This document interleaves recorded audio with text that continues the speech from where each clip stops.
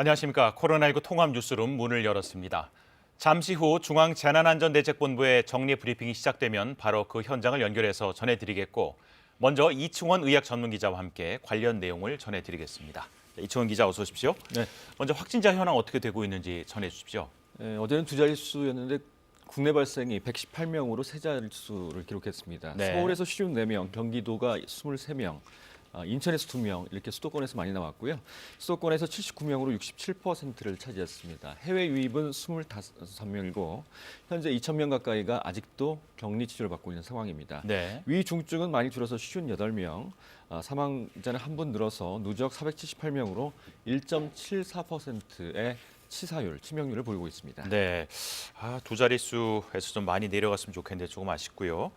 그리고 확진자가 지금 어떤 추세로 진행이 되고 있는지 그것도 좀 정리해 주십시오. 사실 어제 확진자가 이제 세 자릿수인데 주말 검사 건수가 사실 절반가량으로 줍니다. 네. 그럼에도 불구하고 확진자가 좀 많이 나온 것은 이 직장과 또 요양시설, 소모임 헬스장 등 이 곳곳에서 지금 감염자가 나타나고 있는 상황이라서 그렇습니다. 또 하나 불안한 것은 감염 경로가 불분명한 사람이 지금도 13.7%를 기록하고 있는 상황입니다. 네, 자 그러면 중앙재난안전대책본부 브리핑이 곧 시작되는데요. 그 브리핑을 보고 다시 준비하신 내용 전해 주십시오. 자, 그럼 중앙재난안전대책본부 현장으로 가시겠습니다. 먼저 박능후 장관이 코로나19 대응 방안 등을 설명하겠습니다. 코로나19 중앙재난안전대책본부 1차장 보건복지부 장관 박능후입니다. 오늘 0시 기준 국내 발생 환자는 118명입니다.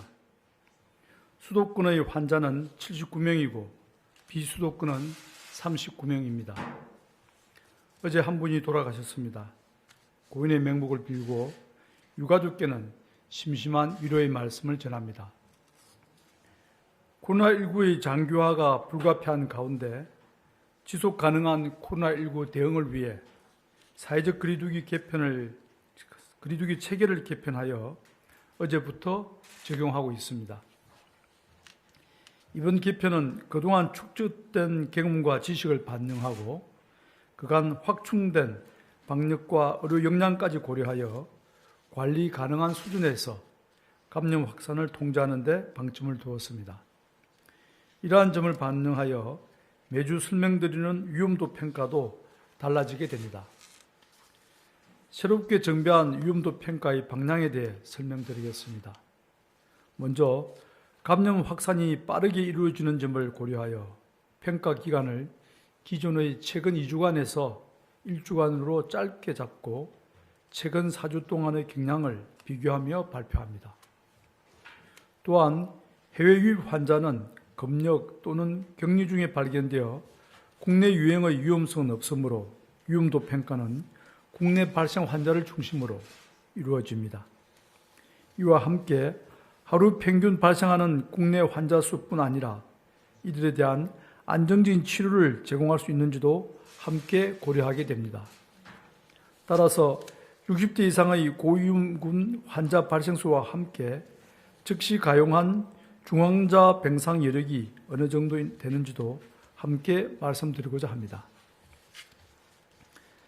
마지막으로 전국적으로 일률적인 대응보다는 각 권역별로 정밀한 대응이 이루어져야 하기에 권역별로 구분하여 주요 지표를 제시하였습니다.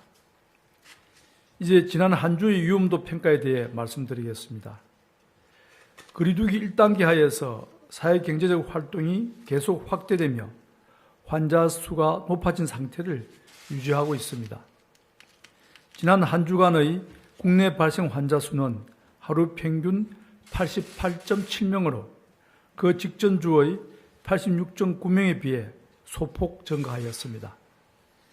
60대 이상 고령층 환자는 25.8명 수준입니다. 정부의 관리 목표는 전국적으로 국내 발생 환자 수를 100명 이내인 두 자릿수로 60대 이상 환자 수는 40명 이내로 관리하는 것으로 설정하고 있습니다. 이 관리 목표보다는 환자 발생이 낮은 수준이나 계속 꾸준히 증가하는 양상인 것은 우려스러운 대목입니다.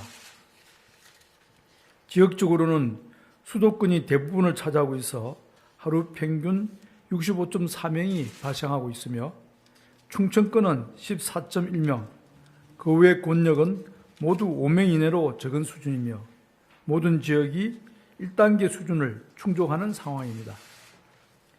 위중증 환자 수는 50명대를 유지 중이고 즉시 입원 가능한 중환자 병상은 137개를 확보하고 있어 중환자 치료는 큰 문제 없이 상당한 여유를 확보하고 적절한 치료를 제공하고 있습니다. 종합하면 현재는 대규모 확산을 억제하며 안정적인 대응을 이어나가고 있는 상황입니다.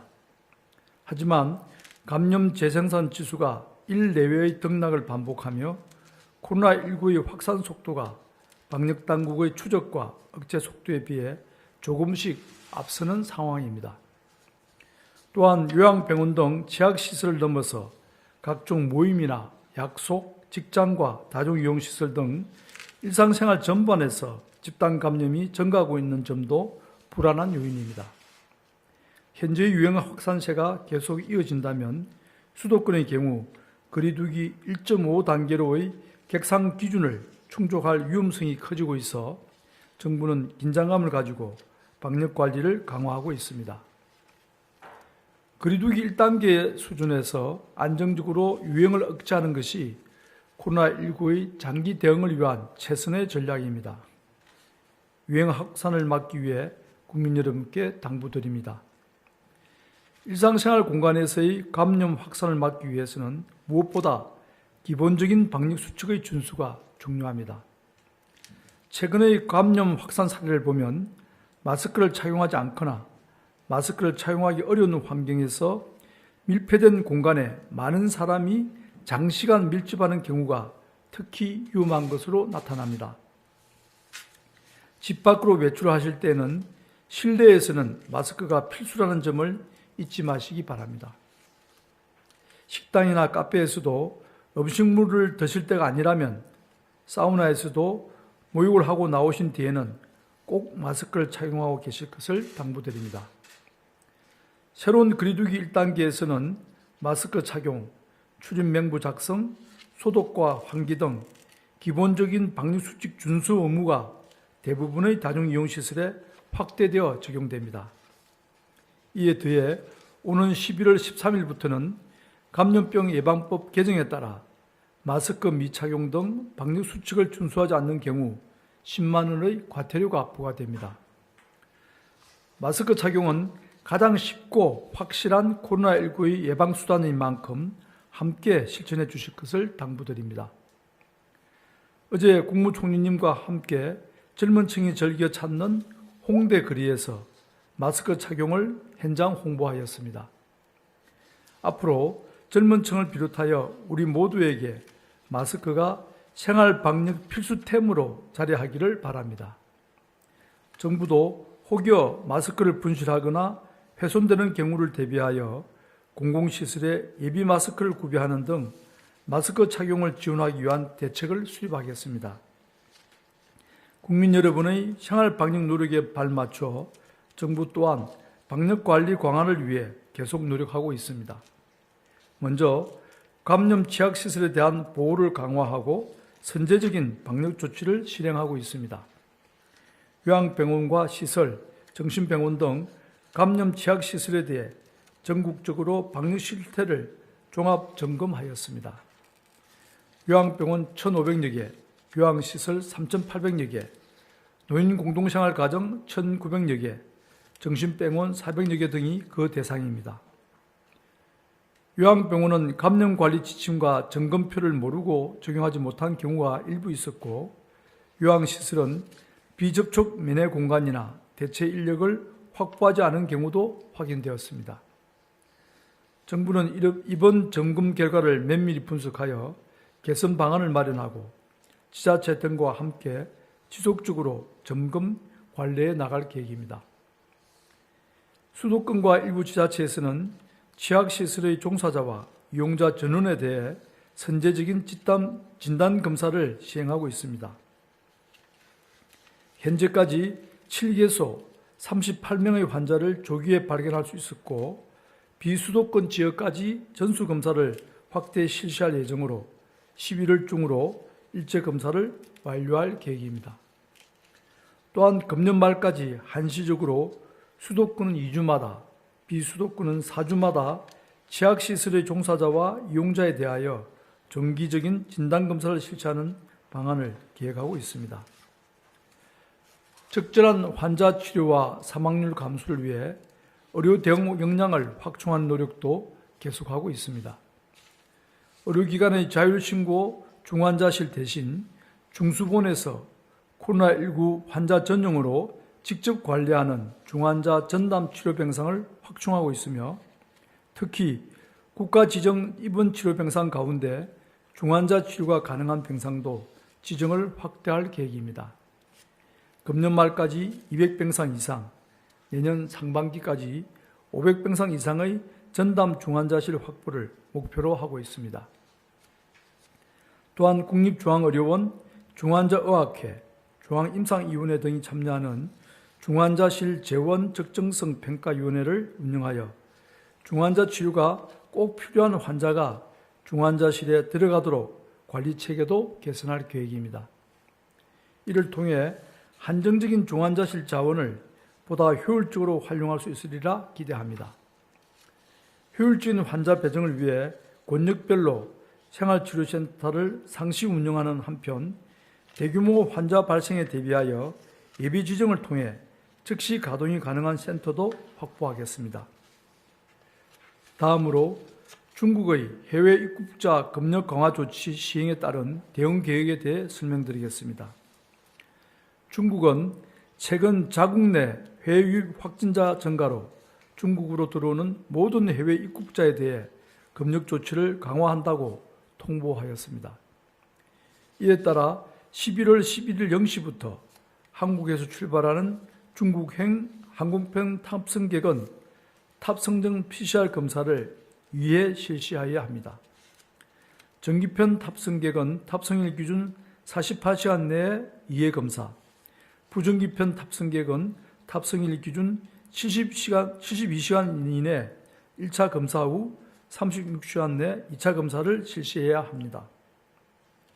정부는 중국 입국 예정인 우리 국민들이 피해를 입지 않도록 11월 11일 이후 항공편을 예약한 탑승객에게 개별 안내할 예정입니다. 아울러 검사 이해 실시에 따른 우리 국민의 불편을 최소화하기 위해 국내 의료기관에 대해 음성 확인서의 조기 발급과 공휴일 검사 시행기간 확대에 대한 협조도 요청할 예정입니다. 또한 항체 검사를 조기 도입하고 PCR 검사 대신 항체 검사로 대체하는 방안도 적극 추진하겠습니다. 최근 국내외적으로 코로나19의 특성에 대해 분석한 새로운 연구 결과들이 많이 발표되고 있습니다. 연구 결과를 종합하면 코로나19의 확산은 10 내지 20% 수준의 일부 슈퍼 전파 사례들에 의해 일어나며 체질적으로 대규모 감염을 야기하는 환자가 따로 있는 것이 아니라 감염 환자가 밀폐, 밀접의 산밀 환경에 처하면 누구라도 슈퍼 전파자가 될 수 있다는 것입니다. 또한 기온, 습도 등 날씨 요인은 감염 확산에 거의 영향이 없고 인구 밀도와 밀집 등 사람들의 행동 양상이 감염 확산에 훨씬 중요한 결정 요인이라는 연구도 있었습니다. 우리의 경우 이러한 연구 결과에 상응하는 방역 조치를 이미 실행하고 있으며 국민들도 이에 맞추어 효과적인 방역 수칙을 실천하고 계십니다. 밀폐, 밀집, 밀접 등 산밀 환경을 조심하고 실내 마스크 착용, 거리두기와 손 씻기, 환기와 소독을 생활화하고 있는 것이 바로 그것입니다. 생활 방역의 실천이 코로나19 억제에 효과적이며 올바른 해법이라는 연구 결과들이 계속 나오고 있는 만큼 국민들께서는 자신감을 가지고 더욱 생활 속의 방역 수칙 준수를 노력해 주실 것을 당부드립니다. 현재 감염 재생산 지수는 1 내외에서 등락을 거듭하고 있으며 국민들께서 조금만 더 노력해서 확산 속도를 약간만 더 늦출 수 있다면 다시 안정적인 감소 추세로 상황을 통제할 수 있습니다. 정부도 최선을 다해 역학조사를 통한 추적과 감염 차단의 속도를 향상시켜 나가겠습니다. 어려운 가운데에서도 생활 속의 방역수칙을 지켜주시는 국민들의 노고에 깊이 감사드리며 국민들과 정부가 함께 힘을 합쳐 지금까지처럼 대응을 한다면 우리는 코로나19의 피해를 최소화하며 슬기롭게 공존할 수 있으리라 믿습니다. 감사합니다. 예, 지금부터 질의응답. 네, 지금까지 중앙재난안전대책본부의 브리핑을 직접 보셨습니다. 자, 이채원 기자, 먼저 중대본 브리핑 내용을 정리해 주시기 바랍니다.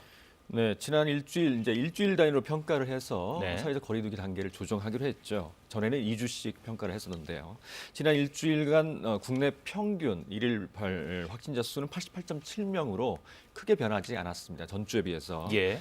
그래서 이제 감염 재생산 지수라고 해서 한 명이 몇 명을 감염시킬 수 있는지가 일 안팎에서 등락을 거듭하고 있습니다. 그러니까 예. 떨어지지도 않고 이게 1 미만으로 떨어지면 감염자 확진자 수가 좀 줄 수 있는데 1 내외로 지금 등락을 반복하고 있어서 크게 이제 확진자 수가 줄어들고 있지 않는 상태입니다. 현재 거리두기 1단계에는 적합하다고 지금 평가를 하고 있고요. 왜냐하면 지금 위중증 환자가 50명 내외인데 이를 치료할 수 있는 중환자 병상이 137개 정도 여유가 있기 때문에 예. 1단계를 유지하는 게 적합하다 이렇게 평가를 했습니다. 예. 자, 그 거리두기가 전체적으로 1단계지만 1.5단계로 자체 결정된 천안과 아산 상황은 지금 어떻게 진행이 되고 있습니까? 일단 천안 콜센터에서 이제 새로운 집단 감염이 나타나서 오늘까지 32명이 확진 판정을 받았는데요. 예. 그래서 이제 선제적으로 천안과 아산은 1.5단계로 올렸습니다. 1.5단계로 올리게 되면 클럽 등 중점 관리 시설에서는 인원을 조금 더 제한하게 되고 또 PC방 등 14종의 일반 관리 시설도 인원 제한에 들어갑니다. 다만 영업 정지 등은 내리지 않습니다. 예. 자, 어제부터 새로운 거리두기가 시행이 됐는데 정세균 총리가 오늘 마스크 착용이 최고의 백신이라고 다시 한번 마스크 착용을 강조했는데 아무리 강조해도 지나치지 않겠죠? 사실 그러니까 이번 주죠. 11월 13일 금요일부터는 마스크 미착용하게 되는 경우 뭐 공공시설이나 교통시설 등에서는 10만 원의 과태료가 부과될 수 있습니다. 그래서 이제 정부도 공공 마스크를 교통시설 등 공공장소에는 좀 비치하겠다. 무료든 유료든 비치하겠다 그런 얘기를 했고요. 천안 콜센터의 경우에도 마스크 착용이 좀 미진했던 것 같습니다. 네. 그래서 지금 뭐 백신은 빨라야 올해 말 늦으면 이제 내년 상반기에 나올 예정인데 그때까지는 마스크 착용이 가장 코로나19를 예방하는 데 중요한 백신이라고 볼 수 있겠습니다. 예, 지금 말씀하신 것처럼 사실 치료제나 백신에 대한 관심이 상당히 높은데 백신은 그러면 이번 연말 정도면 이제 나올 것으로 말씀하신 대로 기대를 하면 되겠습니까? 일단 세 제품을 얘기할 수 있습니다. 모더나 백신 있고요. 그다음 화이자에서 나오는 백신, 그다음 아스트라제네카인데 이 모더나나 화이자의 백신은 12월 말경에 출시될 가능성이 상당히 높아 보입니다만 예. 나와도 몇 살은 못 맞겠죠. 그래서 내년 상반기에 대량 접종이 될 거고요. 아스트라제네카는 내년 초에 나올 것 같습니다. 모더나 백신은 70세 이상에서 삼상시험을 했기 때문에 상당히 기대가 되는 그런 백신입니다. 예.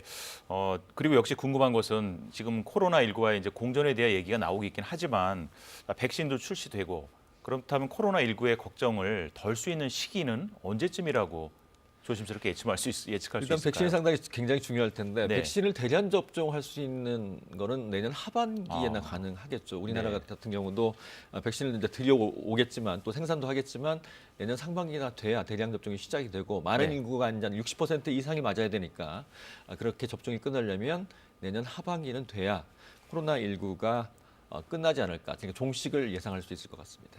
이초은 기자께서 예측하신 대로 됐으면 좋겠습니다. 오늘 말씀 감사합니다.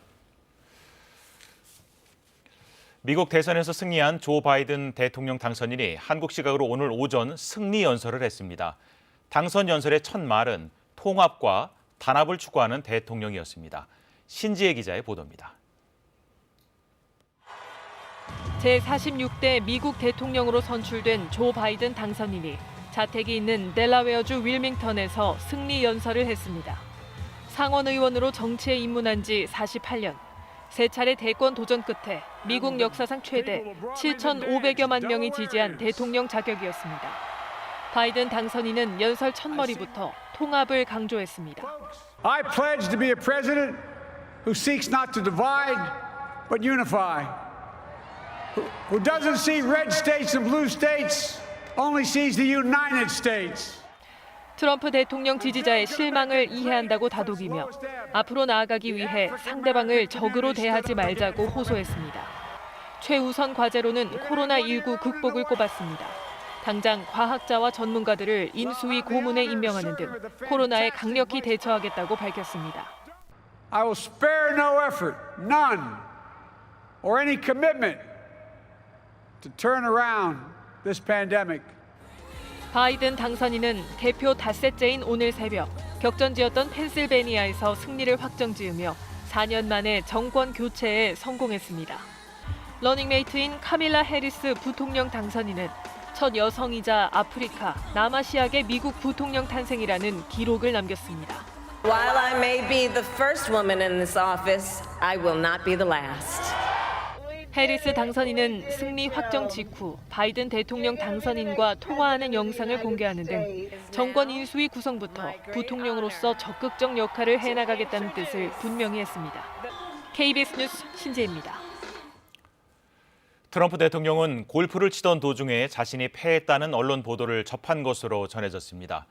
그렇지만 이번 선거는 아직 끝나지 않았다며 결과에 불복하겠다는 뜻을 굽히지 않으면서 추가 소송을 예고했는데 이 소식은 이수민 기자가 보도합니다. 민주당 조 바이든 후보의 대선 승리 소식이 알려진 건 현지 시각으로 오전 11시 24분쯤. 트럼프 대통령은 본인 소유 골프장에서 골프를 치던 도중 패배 소식을 들은 것으로 전해졌습니다. 아버지 부시 대통령 이후 28년 만에 현역 대통령으로서 연임 실패를 확인한 겁니다. 트럼프 대통령은 그러나 성명을 통해 결과에 불복하겠다는 뜻을 다시 한번 분명히 했습니다. 이번 선거는 아직 끝나지 않았고 바이든 당선인이 서둘러 거짓으로 승자처럼 행세하고 있다고 주장한 겁니다. 그러면서 트위터를 통해 자신의 참관인들이 개표장에 들어가는 것이 허용되지 않았다고 재차 주장했습니다. 특히 현재 득표수를 반올림해 7,100만 표를 합법적으로 받았다고 강조했습니다. 그러면서 요청도 없었는데 우편 투표용지 수백만 장이 발송됐다며 부정선거 주장을 굽히지 않았고 추가 법적 소송도 예고했습니다. 패자가 선거 결과에 승복하는 메시지를 냈던 미국 대선 전통을 124년 만에 깨겠다고 공언한 셈입니다. 미 공화당 내에선 트럼프 대통령의 행보를 지지하는 목소리와 함께 패배를 시인하는 것이 분열된 미국 사회를 통합하는 길이라는 주장이 맞서고 있습니다. 한편 바이든의 승리가 확정됐다는 소식이 전해진 이후 미국 전역의 도시 곳곳에서 거리 축제가 벌어졌습니다. 일부 도시에선 트럼프 지지자들이 선거 부정을 규탄하는 시위를 열었지만 큰 충돌은 없었다고 미 현지 언론은 전했습니다. KBS 뉴스 이수민입니다. 문재인 대통령은 바이든 당선인의 승리를 축하하는 메시지를 전했습니다. 그리고 강경화 외교부 장관은 오늘 미국으로 향했습니다. 우수경 기자가 보도합니다. 문재인 대통령은 오늘 오전 SNS를 통해 조 바이든 당선인의 승리를 축하했습니다. 문 대통령은 한미동맹은 강력하고 한미 양국 간 연대는 매우 견고하다고 강조했습니다. 또 공동의 가치를 위해 함께 일해 나가기를 고대한다고 말했습니다. 문 대통령은 함께 열어나갈 양국 관계의 미래 발전에 기대가 매우 크다며 같이 가자고도 적었습니다. 그동안 신중한 모습을 보여왔던 청와대는 아침부터 분주한 모습이었습니다. 당선인 확정 이후 축전을 보내고 정상 통화를 하게 되는 기존 외교 관례에 따라 청와대는 앞으로 이를 차질 없이 진행하기 위한 준비를 이어갈 것으로 보입니다. 다만 트럼프 대통령이 불복 의지를 밝힘에 따라 신중한 기조는 계속 유지할 것으로 예상됩니다. 대변인 공식 발표가 아닌 SNS를 활용한 축하 메시지를 먼저 낸 것도 이 같은 기조에 따른 것으로 해석됩니다. 따라서 축전과 전화 통화 등의 정상 외교는 트럼프 대통령의 패배 승복 이유가 될 수 있다는 전망도 나오고 있습니다. 정부도 바쁘게 움직이고 있습니다. 강경화 외교부 장관은 내일 있을 폼페이오 미 국무장관과의 회동을 위해 오늘 미국 워싱턴으로 떠났습니다. 강 장관은 출국 전 공항에서 취재진과 만나 한미 관계를 더 굳건히 다지는 계기를 만들기 위해 의회나 학계 쪽 인사들을 만나 유익한 대화를 많이 나누겠다고 밝혔습니다. 특히 바이든 행정부의 외교 안보 라인을 담당할 것으로 예상되는 인사들과도 만남을 가질 것으로 예상됩니다. KBS 뉴스 우수경입니다. 유럽을 비롯한 각국의 지도자들은 오늘 미국 대선에서 대서양 양안 간 동맹을 중시하는 조 바이든 민주당 당선인이 승리했다는 소식에 일제히 축하의 뜻을 전했습니다.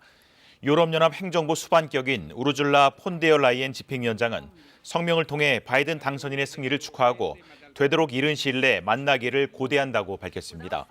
샤를 미셸 EU 정상회의 상임의장도 트위터를 통해 축하와 함께 EU는 강력한 대서양 협력 관계를 위해 나설 준비가 돼 있다고 말했습니다. 옌스 스톨렌베르그 북대서양 조약기구 나토 사무총장도 성명을 통해서 환영의 뜻을 밝히며 바이든 당선인이 나토와 대서양 관계의 강력한 지지자라는 것을 알고 있다고 강조했습니다. 경제단체들은 미국 대통령 선거에서 승리한 조 바이든 당선인에게 축하의 뜻을 전하며 한미 동맹을 바탕으로 한 양국 경제 협력의 중요성을 강조했습니다.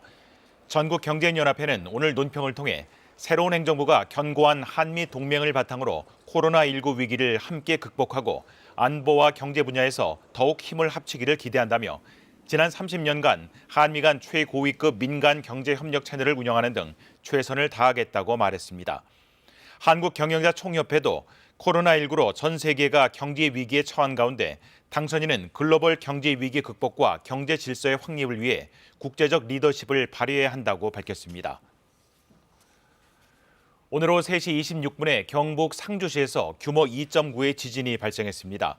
이번 지진의 진앙은 상주시청에서 동쪽으로 5km 떨어진 지역이었고 진원의 깊이는 지하 9km로 분석됐습니다. 기상청은 이번 지진으로 상주시 일대에서 그릇이나 창문 등이 흔들릴 수 있는 진도 4의 진동을 느낄 수 있었다고 밝혔습니다.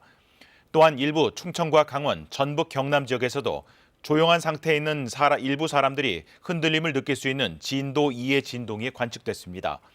경북 상주에서는 이틀 전인 지난 6일에도 규모 2.0의 지진이 발생했습니다. 서울시는 다음 달부터 미세먼지 계절 관리제에 따라 서울 전역에 5등급 차량 운행을 전면 제한한다고 밝혔습니다. 서울시는 지난해 12월부터 사대문 안에서만 제한하던 5등급 차량 운행을 서울 전역으로 확대한다고 설명했습니다. 이에 따라 12월 1일부터 내년 3월 말까지 배출가스 5등급 차량은 서울과 수도권 전역에서 운행할 수 없게 됩니다. 미세먼지 계절 관리제는 고농도 미세먼지 발생이 잦은 12월부터 이듬해 3월까지 미세먼지를 줄이기 위한 예방적 대책입니다. 올해 8월 코로나19 재확산으로 피해를 본 소상공인들에게 정부가 지원금을 주고 있습니다. 대부분 추석 전에 지급을 마쳤고 지금은 아직 지원금을 못 받은 일부 소상공인들에게 2차 지급을 하고 있는데 정부의 안내가 오락가락해서 소상공인들이 혼란을 겪고 있다고 합니다.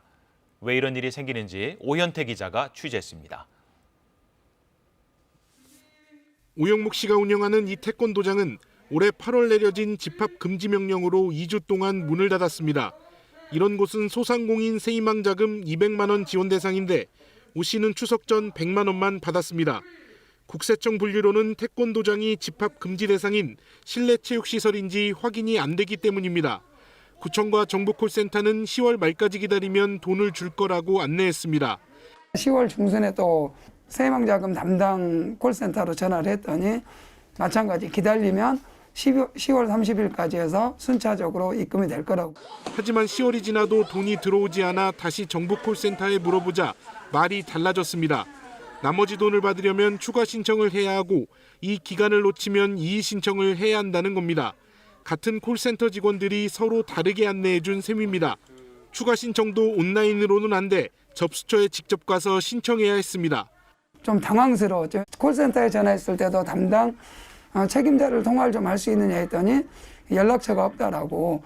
정부는 전체 대상자 290여만 명 가운데 추석 전에 지원을 못 받거나 덜 받은 48만 명을 대상으로 추가 지급을 하고 있습니다. 추가 신청은 10월 중순부터 11월 6일까지 받았는데 이런 내용이 일부 소상공인에게 제대로 전달되지 않은 겁니다. 담당 부처인 중소벤처기업부는 추가 신청하는 게 맞다고만 밝혔습니다. 문의를 해야지만이 안내가 되고 있기 때문에 인터넷이라든가 정보에 약하신 분들 같은 경우는 지급받지 못하는 상황이기 때문에 굉장히 어떻게 보면 차별되고 소상공인의 어려움을 덜어주려는 지원책이 오히려 혼란을 만들지 않도록 세심한 지원 체계를 만드는 게 중요합니다. KBS 뉴스 오현태입니다. 러시아 모스크바에서 한국 교민 1명이 최근 코로나19로 사망한 것으로 알려졌습니다. 모스크바 한윤회는 70대 한국인 교민이 지난 5일 코로나19로 사망했다고 밝혔습니다. 이 교민은 고열과 기침, 호흡 곤란 등의 증세로 현지 병원에 입원했다가 하루 만에 숨진 것으로 전해졌습니다. 러시아에서는 지난 7월에도 시베리아 옴스크에서 한국 모 건설사의 40대 직원 1명이 코로나19로 사망한 바 있습니다. 독일 동부의 도시 라이프치히에서 현지 시간으로 어제 수천 명이 코로나19 확산을 막기 위한 정부의 부분 봉쇄 조치에 항의하는 시위를 벌였다고 현지 언론이 전했습니다. DPA 통신은 이날 시위대에 16,000명이 집회에 참여할 것이라고 밝혔으나 정확한 참가 인원은 확인되지 않았다고 보도했습니다. 앞서 현지 당국은 이번 시위를 도심 밖의 넓은 장소에서 진행하도록 하려 했지만 법원이 당국의 결정을 뒤집고 도심 내 행진을 허용했습니다. 독일은 최근 확진자가 급증하자 지난 2일부터 식당과 술집, 영화관 등 여가 시설에 문을 닫는 부분 봉쇄를 도입했습니다. 21대 국회 들어서 시민들이 국회에 직접 의견을 내는 국민동의청원이 연이어 상임위로 회부되고 있습니다. 최근에는 세월호 진실 규명을 내용으로 하는 청원이 성립됐는데 국회는 과연 어떤 답을 내놓을까요? 지금까지의 국민동의청원 내용과 전망 손은혜 기자가 보도합니다. 지난 2일 세월호 참사 진상규명을 요구하는 사회적 참사 특별법 개정안과 박근혜 전 대통령 기록물을 공개하라는 청원이 모두 성립돼 해당 상임위로 회부됐습니다. 국회는 기존에 발의된 법안과 청원 내용을 비교해 입법 여부 등을 결정합니다. 청원을 공식적으로 하게 되면 그 절차대로 처리를 하겠지만 같은 내용이라면은 법안 심사할 때 함께 종합해서 논의할 수 있을 겁니다. 국가 안전 보장에 큰 위험을 줄 경우 문서를 공개하지 않아도 됩니다. 하지만 재적 의원 3분의 2 이상이 찬성하면 대통령 기록물을 공개할 수 있는 예외 조항이 있습니다. 낙태죄를 전면 폐지하라는 청원은 복지위와 법사위, 행안위로, 공무원의 정치적 기본권을 제한하는 법조항을 삭제하라는 청원도 행안위로 회부됐습니다. 우리의 절박함이나 이런 것들을 표현하는 것이 직접 민주주의의 표현 방식이 이번에 입법 청원이 아닌가. 21대 국회에서 10만 명 이상의 동의를 받아 해당 상임위에 회부된 청원은 지금까지 모두 9건입니다. 20대 막바지인 지난 1월 처음 도입됐는데 20대에서는 7건이 성립돼 일부는 의결됐고 일부는 임기 만료 폐기됐습니다. 상임위는 청원에 대해 반드시 의안 상정 여부를 논의해야 합니다. 이후 해당 청원들은 본회의에 붙여지거나 정부로 보내지게 됩니다. 청원법에 이제 그 근거가 없이 그렇게 운영이 되고 있는데 법률의 제정, 개정, 그다음에 폐지 이것과 관련돼 있기 때문에 상당히 더 구속력이 있다고. 국회의 국민동의 청원이 새로운 정치 참여 방식으로 정착돼 가고 있습니다. KBS 뉴스 손은혜입니다. 오랜 기간 다른 사람의 땅에 묘를 쓰고 관리를 해왔다면 계속 묘지로 사용할 수 있는 권리가 생긴다는 관습법이 헌법에 배치되지 않는다는 결정이 나왔습니다. 헌법재판소는 묘지를 조성하기 위해 다른 사람의 토지를 사용할 수 있는 권리인 분묘기지권이 과잉금지의 원칙에 위배된다며 제기된 헌법 소원 심판에서 7대2 의견으로 합헌 결정을 내렸다고 오늘 밝혔습니다. A씨는 최근 자신의 땅에 있던 B씨의 묘지를 정리해 유고를 화장했고 B씨는 1957년부터 A씨의 땅에 묘를 쓰고 관리해왔다며 분묘기지권을 주장하는 손해배상 소송을 제기했습니다. 헌법재판소는 분묘기지권을 보호해야 할 필요성은 여전히 존재한다고 밝혔습니다. 혼자 사는 1인 가구들은 은퇴 뒤의 생활을 위해서 평균 5억 7천만 원이 필요하다고 생각하지만 모은 돈은 목표의 5분의 1 수준에 불과하다는 조사 결과가 나왔습니다. KB금융지주경영연구소는 오늘 이런 내용을 담은 2020 한국 1인 가구 보고서를 공개했습니다. 이 보고서를 보면 1인 가구는 은퇴 시점에 필요한 자금 규모를 평균 5억 7천만 원이라고 답했고 이를 위해서 월 평균 123만 원 정도의 투자 저축이 필요하다면서도 실제는 60% 수준인 74만 원에 불과했습니다. 지금까지 준비한 은퇴 자금도 목표액의 평균 22.3%에 그쳤습니다. 이는 지난 8월에서 9월 전국 만 25세에서 59세 1인 가구 2,000명을 대상으로 설문조사를 한 결과입니다. 김장철 가을 배추와 무 가격이 안정세를 찾아가는 가운데 양념 채소 가격은 급등하고 있습니다. 오늘 한국농촌경제연구원 농업관측본부와 한국농수산식품유통공사 농수산유통정보에 따르면 지난달 건고추 도매 가격은 상품 기준 600g당 16,230원으로 평년보다 67% 상승했습니다. 깐 마늘 도매 가격은 지난달 상품 기준 킬로그램당 6,900원을 기록하며 지난해보다 73% 상승했고 양파는 가락시장 평균 도매 가격이 상품 기준 킬로그램당 1,200원으로 평년보다 25% 올랐습니다. 대파는 킬로그램당 2,730원으로 70% 상승했습니다. 이에 반해 작황부진으로 가격이 치솟았던 배추와 무는 성출하기에 들어서며 가격이 하향되고 있습니다. 오늘 한낮에 따스한 햇살이 내리쬐지만 바람이 강하게 불어서 쌀쌀했습니다. 밤 사이에는 북쪽에서 찬 공기가 몰아들어오면서 기온이 뚝 떨어지겠는데요. 특히 중부와 경북 북부에는 한파특보가 발효 중인 가운데 내일 아침 기온 뚝 떨어지겠습니다. 서울의 경우 영하 1도로 오늘 아침보다 8도가량이나 낮겠고요. 바람이 불어서 체감온도는 영하 3, 4도 안팎에 머무르겠습니다. 그 밖에 내륙 지역에서도 기온이 큰 폭으로 떨어지겠는데요. 이 추위는 내일 아침이 절정이고요. 이후에는 추위가 차차 누그러질 것으로 전망됩니다. 이 시각 위성 영상 보시겠습니다. 지금 상공으로 별다른 구름 없이 맑고 쾌청한 하늘이 드러나 있습니다. 다만 바람이 강하게 불고 있는데요. 내일도 우리나라는 고기압의 영향권에서 맑은 날씨가 이어지다가 낮부터 구름이 많아지겠습니다. 한편 이 해수면의 온도와 기온 차이 때문에 구름이 만들어지면서 내일 저녁부터 모레 새벽 사이에는 충남 서해안과 전북 서해안 지역에 빗방울이 떨어지는 곳이 있겠습니다. 내일 아침 기온입니다. 서울이 영하 1도, 춘천 영하 4도까지 떨어집니다. 그 밖에도 청주 0도, 광주 4도, 대구 2도 등으로 오늘보다 기온이 큰 폭으로 떨어지겠는데요.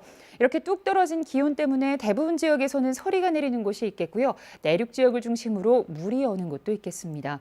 낮 기온도 서울이 9도, 청주 11도, 광주 대구 12도까지 내려가면서 오늘보다 좀 낮겠습니다. 현재 서해와 동해상에는 풍랑특보가 발효 중입니다. 물결이 전 해상에서 3, 4m로 매우 거세게 일겠습니다. 당분간 맑은 날씨가 계속되겠습니다. 때문에 날로 건조하겠는데요. 특히 지금 동해안 지역을 중심으로 건조특보가 발효 중입니다. 이 건조특보는 확대될 가능성이 있고요. 계속해서 건조한 날씨에 화재가 나지 않도록 불조심하셔야겠습니다. 기상정보였습니다. 네, 코로나19 통합 뉴스룸을 마칩니다. 다음 뉴스는 7시에 전해드리겠습니다. 고맙습니다.